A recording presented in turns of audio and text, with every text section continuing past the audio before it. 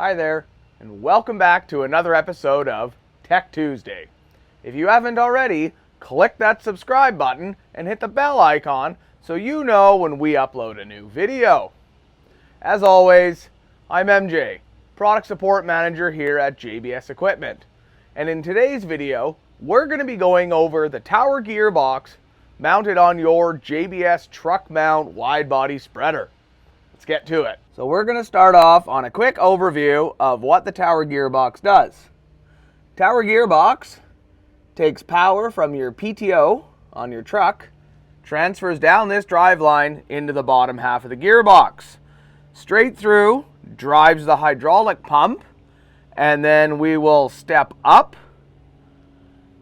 to the upper section, which now drives the drive line. That's going to run the beater on your wide body spreader. There are two sight glasses located on the Tower Gearbox, one at the bottom and one at the top. JBS exclusively uses shockproof heavy gear oil. We recommend that you change that oil after the first 50 hours of use and every 250 hours thereafter. Speaking of that first oil change, I recommend that you check the 4 bolts located here, which mount the gearbox to the chassis.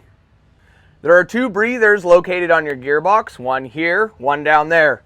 Keep those clean because if material builds up on there, when they cool down, they can actually suck moisture into the gearbox and you'll end up with milky gear oil. Nobody wants that.